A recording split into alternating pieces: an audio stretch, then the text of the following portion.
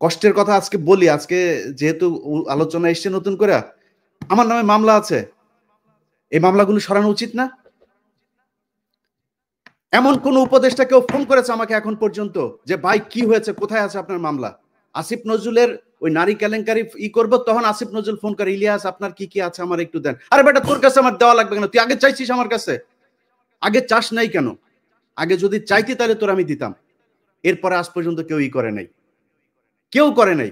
আমরা এটার কোনো পক্ষ না?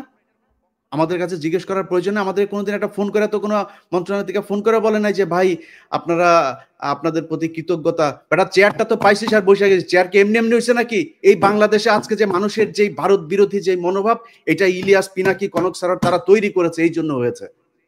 এত সহজে আসে নাই। যেই সময় আপনারা কথা বলতে পারেন নাই, যেই সময় কনক স্যারের বোন জেলখানায় ছিল, সেই সময় আপনারা কই ছিলেন?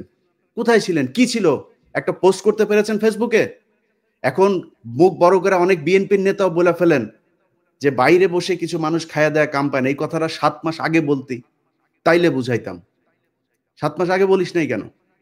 তো আমি মনে করি বাংলাদেশে সবাইরে তো ঢালাওভাবে বলা সম্ভব না। জামাত, বিএনপি, হেফাজত, এই প্রাইভেট ইউনিভার্সিটি, পাবলিক ইউনিভার্সিটি, এই যে এখন দেখেন যেখানে যাচ্ছে তারা মার খাচ্ছে। কারণ কি? কারণ ওই পক্ষটা তাদের এই কার্যক্রমকে পছন্দ করে না। সো আমি মনে করি তাদের কালকে থেকে যেখানে যেখানে সময় টিভিতে এখন পর্যন্ত খুনিরা বসে অফিস করে। ভাই খুনি কেমনে অফিস করে? তা বলেন তাইলে যে কেউ মারা যায় নাই। আপনি হত্যা মামলার আসামিরা আপনি অফিস করতে দেন। এটা কোন ধরনের নাটক? আশিক রহমান, এই যে আরটিভির হত্যা মামলার আসামি, কই?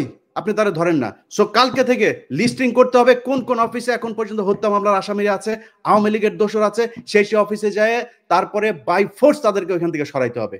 সাংবাদিক, প্রথম আলোর যেসব সাংবাদিকরা এই বাংলাদেশে ভুয়া জঙ্গি বানায় তারপরে তাদেরকে 12 বছর গুম করে রেখেছে, তাদেরকে কি করতে হবে?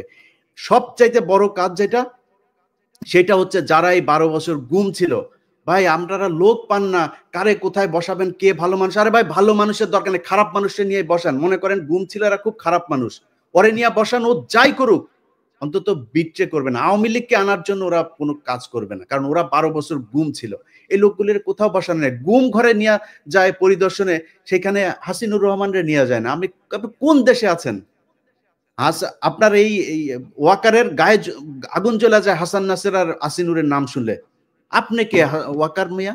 আপনার জীবনের সবচাইতে বড় পাপ, আপনি যে দোজকে যাবেন, আপনি নাকি মাগরিব থেকে এসা পর্যন্ত আপনি নাকি কোরআন ছাড়া কিছু বুঝেন না। আমাদেরকে বুঝায় গেল ভাই, আজকে বলি নামটাম না বলি, আমার আর কনক ভাইরে আর্মির প্রতিনিধি দল আইসা নিউ ইয়র্কে এসে বুঝায় গেল উনি মাগরিব থেকে এসা পর্যন্ত কারোর সাথে দেখা করেন না, কোরআন শরীফ পড়েন। এইভাবে নাকি কেমনে পরে চশমা চোখে দিয়ে এইভাবেও দেখা গেল না, একদম সামনে বসা। আমরা বিশ্বাস করলাম। আমরা কিন্তু তারপর থেকে পিনাকি দাদার কাছে আমি মাপ চাই আজকে। পিনাকি দাদা আমারে বলছে যে তুমি ইয়ারে কেন করলা, ওয়াকারে কেন ব্ল্যাঙ্ক সাপোর্ট দিলা? আমাকে দাদা ইয়ে করেন, দেখেন বিডিআর এর এটা নিয়ে ভালো একটা রেজাল্ট আসবে। ফারাবির এখন পর্যন্ত ছাড়ে নাই। আমারে বললো ইলিয়াস আপনি কি চান? আমি বললাম আমি চাই বাংলাদেশের আলেমগুলো, যেই আলেমরা, যেই ছাত্রদল, ছাত্র শিবির, যেই ইয়েগুলো লোকগুলোকে শেখ হাসিনা 12 বছর জেলে পাঠিয়েছিল তাদের সবাই ছাড়বেন। ফারাবির নাম ধরে বলেছে, ফারাবির এখন পর্যন্ত ছাড়ে নাই। তো পিনাকিদার কথা সেদিন না শুনে আমার ভুল ছিল, আজকে বুঝতে পারলাম।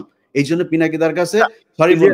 অতএব এই জায়গাগুলো ঠিক করতে হবে। আমরা কারোর আর বিশ্বাস করি না, আবার ফের সেই জায়গায় আসতে হবে। যারা আছেন কালকে থেকে লিস্টিং করতে হবে, লিস্টিং করে তারপরে ঠিক করতে হবে কোথায় কোথায় কোন কোন অফিসে আওয়ামী লীগের দালাল আছে। দল নিষিদ্ধের আগে এদেরকে আগে এখান থেকে সরাইতে হবে।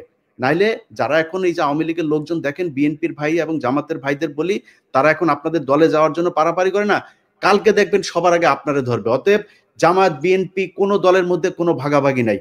আপনাদের ভেতরে রাজনৈতিক সমস্যা থাকবে, খুনোখুনি হবে, মারামারি হবে, সব হবে, এক জায়গায় এক হইতে হবে। সেটা হচ্ছে আওয়ামী লীগ বাংলাদেশে কোনোভাবে পুনর্বাসিত হইতে পারবে না। ব্যাস, এই জায়গায় আর কোনো কিছু নাই। সবাই প্রস্তুতি নেন, আবার বিপ্লব শুরু হবে ইনশাআল্লাহ।